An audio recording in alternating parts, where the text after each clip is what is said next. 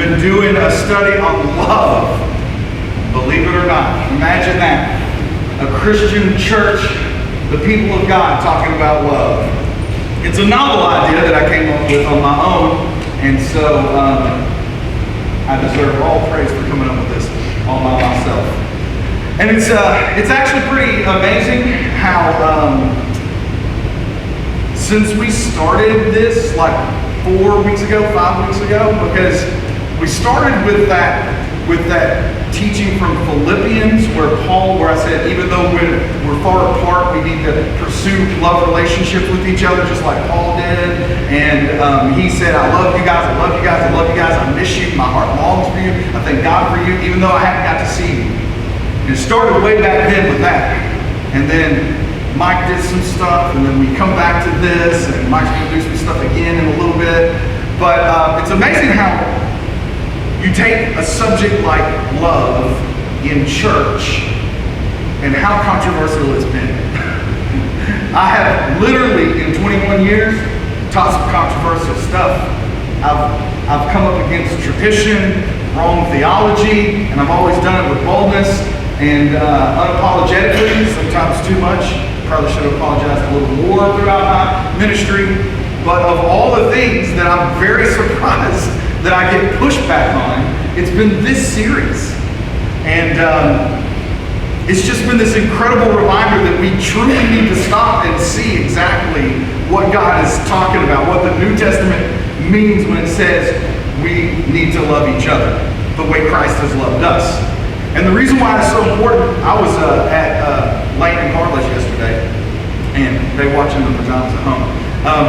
But we had this incredible discussion about the church and the incredible divisiveness that's going on right now, and this idea that everybody, and we've talked about this several times, the church is so desperate to be right more than to build relationships.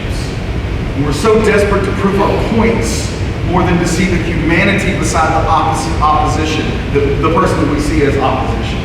And it's gotten to this place where it's like, man, and there's a specific pastor that I won't call out that we talked about yesterday, and he's very, very popular. And I watch him from time to time, and I've never really liked him because he is so mean about stuff. But yesterday he put this post online, and it was all about just name calling and just beating people up. And he was so upset about the mask thing. He called everybody sheep and blah, blah, blah, blah, blah. And I'm sitting there thinking, my goodness, he's more passionate about this than about building relationships and loving on people who, let's face it, during this time, everybody's confused. Nobody has the truth on anything. I can give you 10 doctors that say this and 10 doctors that say the exact opposite. I can give you 20 people lined up in a row and you will get 20 different rules on how to live life right now. And everybody is forgetting the idea that we are called first and foremost to love each other. And it's been controversial. I can't believe how controversial love has been. And that's why we take an interest in this question. We've asked this for the last 4 weeks. Why is this so important to talk about right now? Well, mainly because we're doing so badly at it. We're doing badly.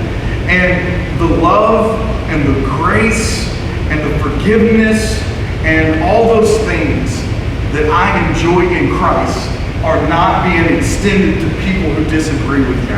And I'm talking both sides here. Don't think you're on the right side. Because you're wrong either way. I found out that what other side you're on, you're wrong. And if you try to walk in the middle, you're wrong too. Yeah. So maybe we should stop worrying about trying to be right and start worrying about the relationships that are being destroyed by trying to be right and wrong. Maybe we should see the humanity in the person who completely disagrees with us and treats us badly because he disagrees with us. Maybe we should stop and go, look, I love you more than I want to argue with you. I love you more than I want to be right on this subject. And truly, nobody's right about it. And when I say that, I know that there is a clear right and wrong, okay? The last time I said that, I got philosophically attacked by, you're saying that all truth is relative? No, dude. If you know me, you know I don't think truth is relative. But trying to say that you're the only one that has it, at the risk of destroying a relationship that Christ has called us to, is not worth it. Love each other. Say, I hate you feel that way. I completely disagree with you, and I hate that you feel that way, but I love you. And you know what I'm going to do? I'm not going to discuss this with you because your relationship is more important to me than this subject. And I will keep loving you even if you don't love me. If we had people in the church that would constantly stand up and go, I don't care how you feel about me.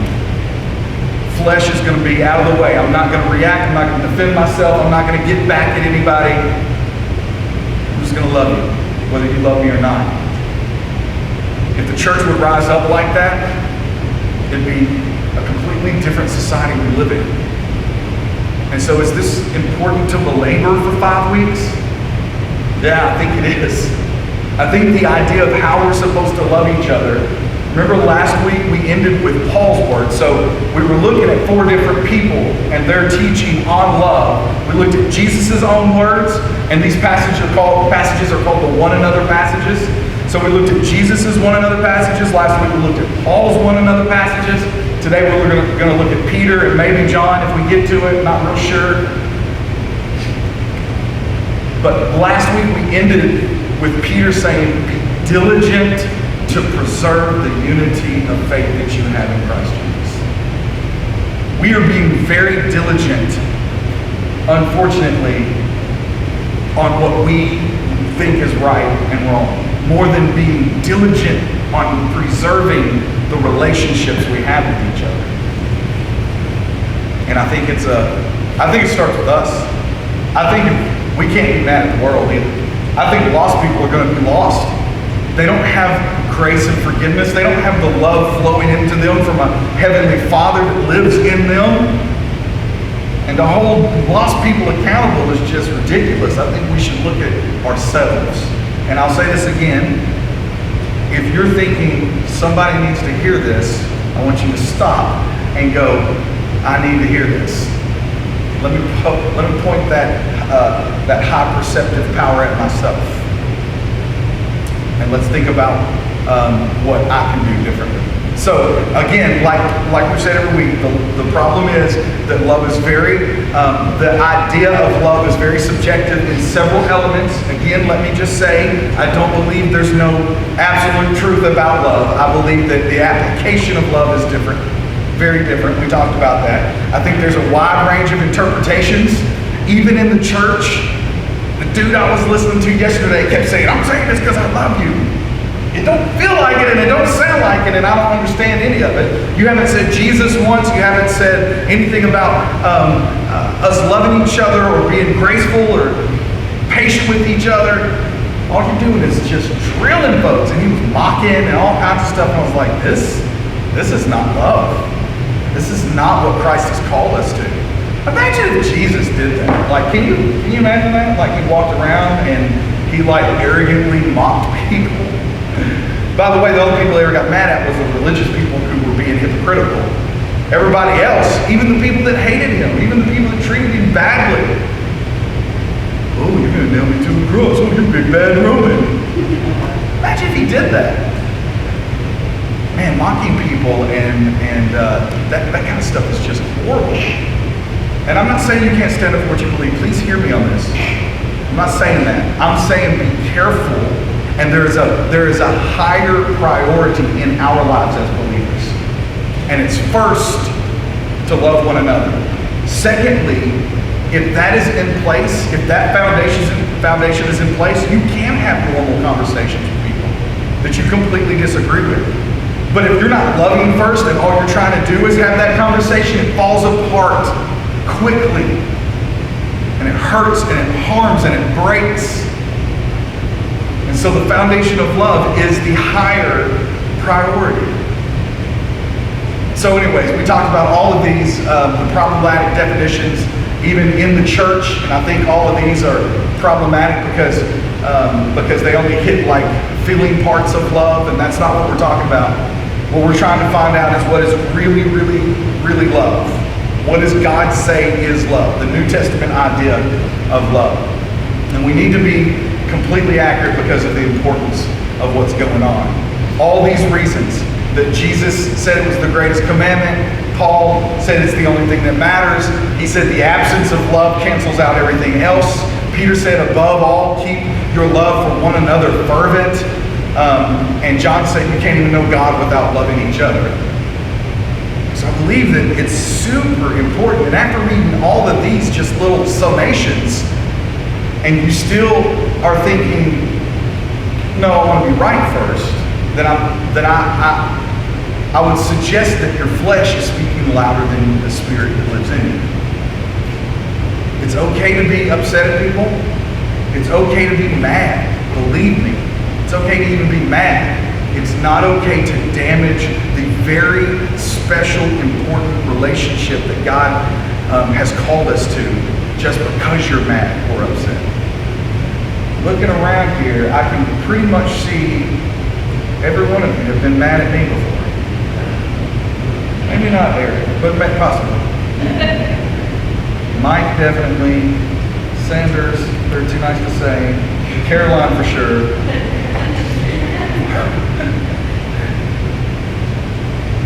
It's okay to be mad though.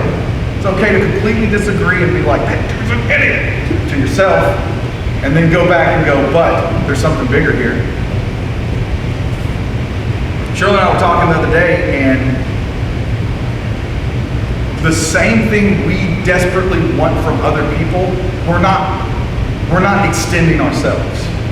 I can't tell you how many people are like, why won't they just listen and just hear what I've got to say and be patient with when I'm trying to say something and even be patient with my side. And it's like, whoa, hold up. Are you doing that with the opposite side? The very thing we desire from people, the patience and the love and understanding to just give me a minute to figure this out, we're not offering to the other side. It's like you feel this way, you feel just like me, or the relationship is destroyed. We're doing a horrible job of loving each other. Some of us are naturally pretty good at it. Some of us naturally just kind of fall into being able to love each other. But on the whole, man, we are not doing great at this. So we talked about, we're talking about these four guys teaching on it. We've done Jesus and Paul. We're going to move on to Peter. So you can turn with me if you're taking notes. I'm going to bounce around like I have the last few weeks. 1 Peter chapter 1, verse 22.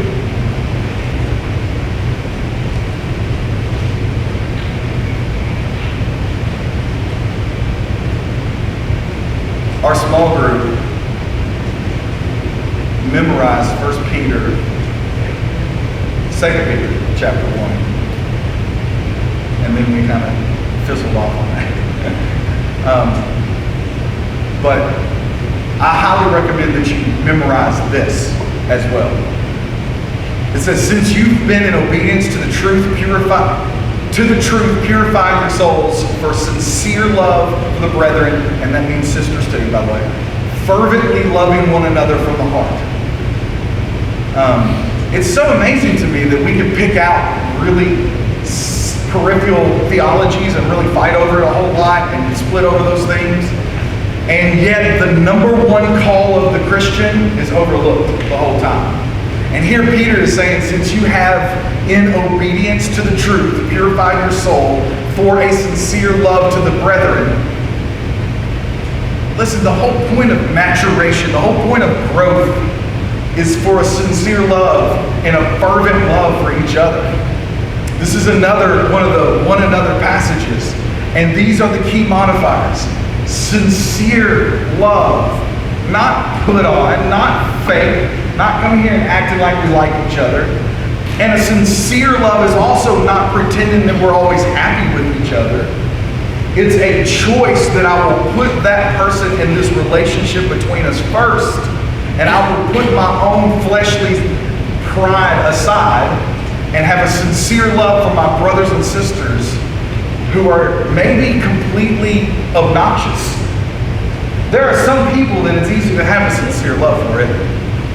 There are some people that it is completely impossible to have a sincere love for. Somebody popped into every one of y'all's heads, didn't they? Like, yep. this person, this dude, this girl.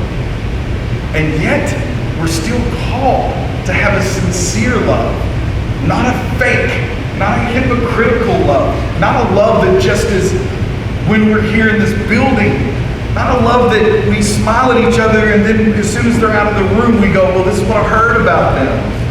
Or not a love where we're plastic smiles and stained glass windows. Something that is sincere, that I sincerely am trying to do.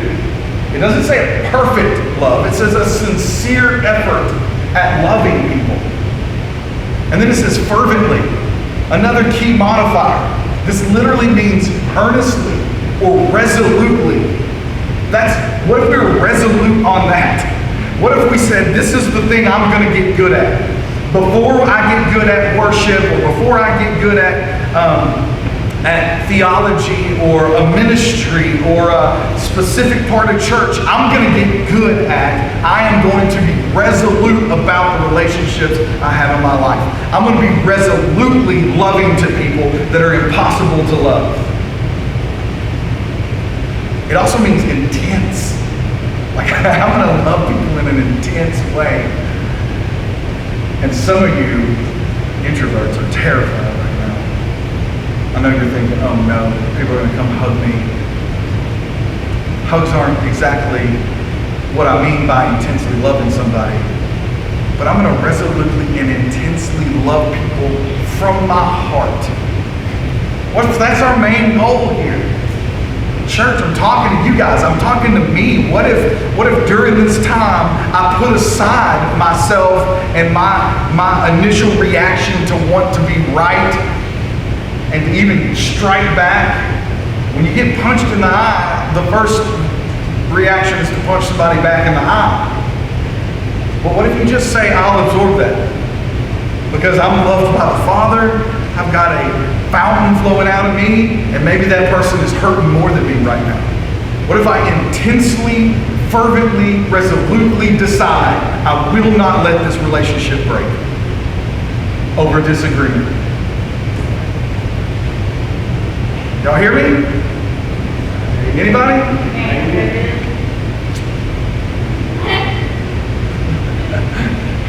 Stafford girls did. It's a pure kind of love. It's not a manipulative type of love. It's not for self-serving reasons, which is exactly what the flesh wants. We naturally, and if you go to a preschool, I've been to a preschool, we naturally, humanistically align ourselves with friends that can give us benefit. Yeah. Anybody remember junior high, high school?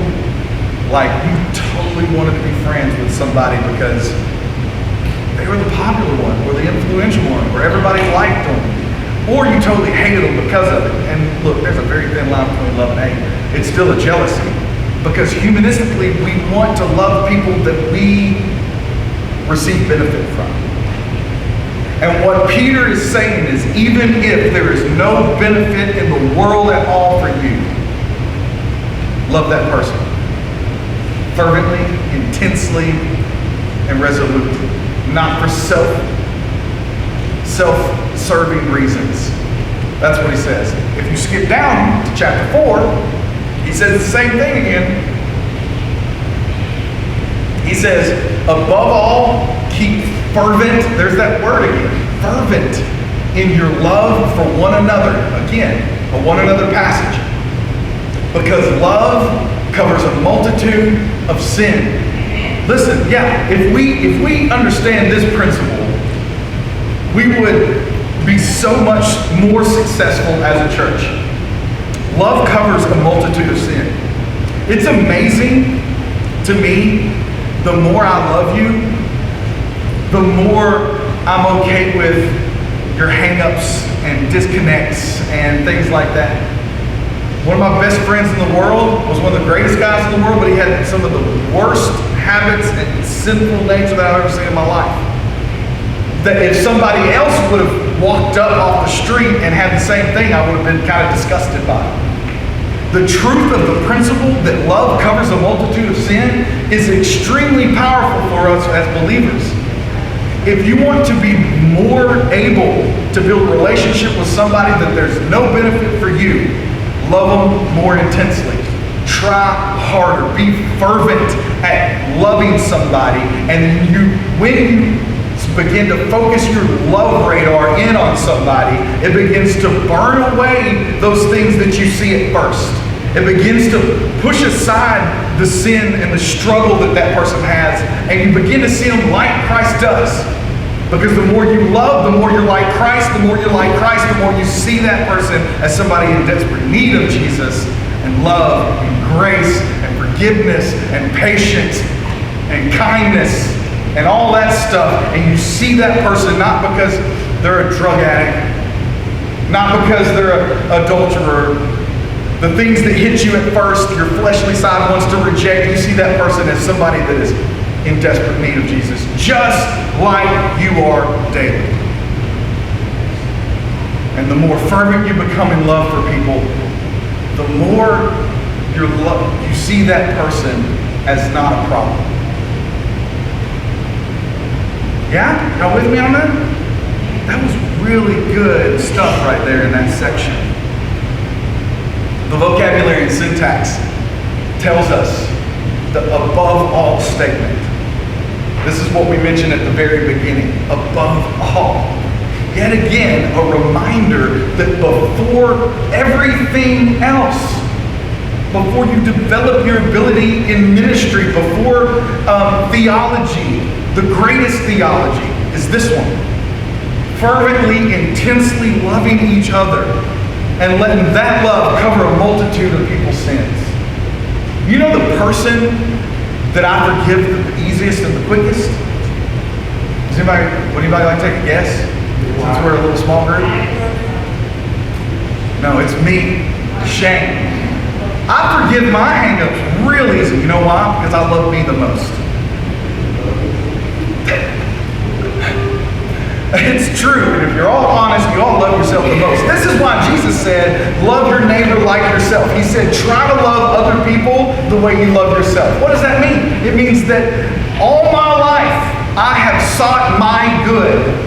I have sought the things that make me happier. I have sought out relationships and activities and things that will add something to my life because I want me to be happy and healthy and all and comfortable and at peace, and I want me. So I've strived my whole life for that. Apply that to somebody else now. Try your hardest fervently to make others happy, acceptable. One of the things that I do the best is when I mess up, I go, not a big deal. No big deal. No big deal. Let's just move on to this. Real quick to forgive me. Real quick to forgive me. Apply that to somebody else. Even if they attack you, go, no big deal. They're hurting. They're scared. They don't know what to do right now. No big deal. I'm going to love you fervently. And this is above all.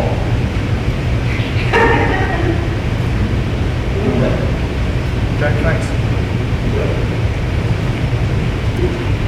He's magical. So, more important than anything else is this idea of love. And again, fervently.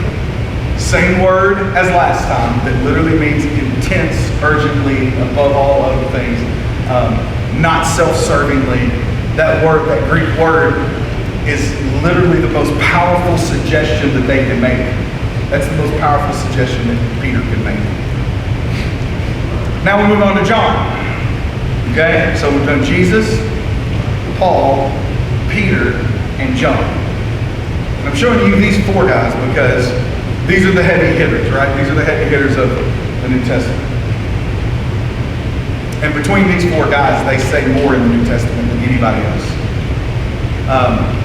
The two longest books were written by a Gentile of all things, but these guys have the most to say about this kind of stuff. So 1 John says this, 3:11. I'll let you write that down. John, this is the guy that was called the Beloved. This was Jesus' best friend. or the one that was loved. And the funny part is, in the Gospel of John, written by John, he refers to himself a lot as the one loved by Jesus. I just think that's funny. If I was writing one, I'd say I'm the most loved one as well. He liked me the most. That's kind of what John did. But they were close. He was definitely in the inner circle there. And in 1 John, he writes this: "For this is the message which you've heard from the beginning." Listen, it hadn't changed. There's no adding or subtracting to it. I want you to know that this was the original intent of the message of the gospel of Jesus Christ. The original intent is that we should love one another. Love one another. Here's the one another passage by John. And it says this is from the beginning. The vocabulary and syntax of this is, I deleted it. I already said it though. The vocabulary and syntax is that it's from the beginning and that we should love one another, and it's the original intent. If you go to 1 John 3:16, not John 3:16, but 1 John 3:16, he says this: "We know love by this, that he laid down his life for us." The only way you can even know what love is looking at an example of self-sacrifice. The only way that you can even come close to understanding love is when you look at the ultimate example of somebody that put you before his own good. And he didn't want to either. He wanted to on one level to save you, but on another level, very human level, he had to deny his flesh. He was in the garden the night before, right? Going, "Lord, please, if there's any other way, take this cup from me. But not your will, not my will, but yours be done." So it was sweat and blood. This is a medical condition of extreme stress. Capillaries in your face burst open. You're so stressed out. Only way that we know what love is looking at the one who laid down his life for us. And we ought to lay down our lives for each other. And this doesn't mean like heroically diving in front of a bullet and like taking a bullet from somebody, like, no. That could be part of it. But we're talking about actually laying down your life, like putting your life, your flesh, your desires, your pride, your wants, your needs on a back burner. Putting it aside, laying it aside. Down with you, shame. Lay down, shame. Lay down, flesh. And putting somebody else's good before my own. The key modifiers to this is laying down our lives. That's the kind of love that we're supposed to have.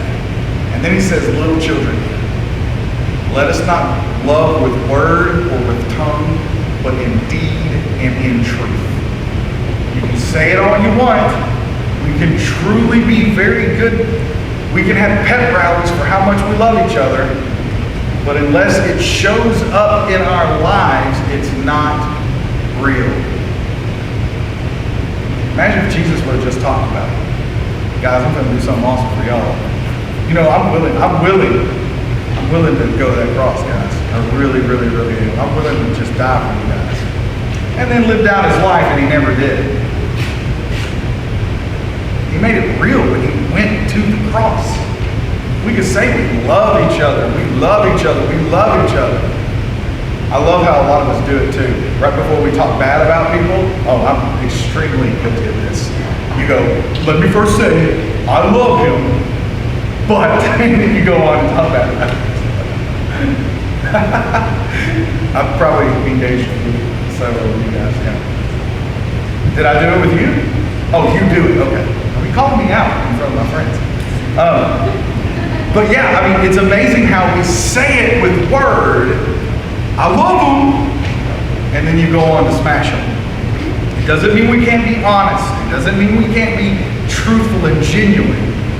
I'm talking about something very suspect when you have to say, "I love them" first before you go and just beat them back. Call yourself on that. Until you actually do it, you're not doing what Christ has called us to. You can say it, you can have all your theology right. And the hardest people to do this with are the closest people to you.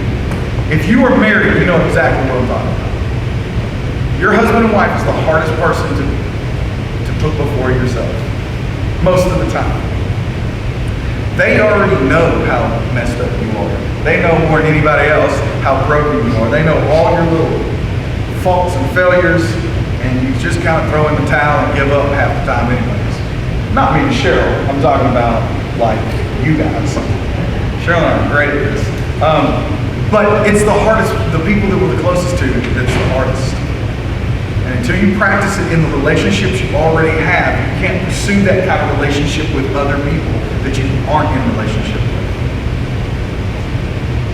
Do it in deed and in truth. So the vocabulary and syntax is right there. In deed and in truth. This literally means you reject. We as the body of Christ will reject superficial, external, phony versions of love. I reject it.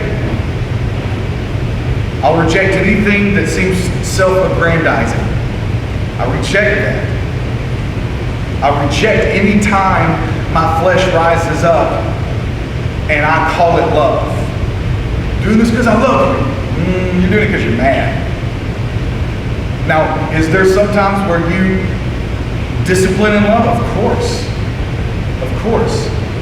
But the very human reaction is to get mad and then spank your child. When you need to just take a breath, think about what is best, and then discipline. Doing it in a genuine way, in truth, is what he says. Loving each other in truth. And then he says, chapter 4, verse 7, beloved, or if you are King James Version, beloved, let us love one another, for love is from God, and everyone who loves is born of God and knows God. The one who does not love does not know God, for God is love. Okay, this is not talking about salvation, okay? This word know is the way of understanding somebody in an intimate way. He's saying the more you learn how to love, the more you know who God is. The more you know who God is and his character and the love that he has and extend that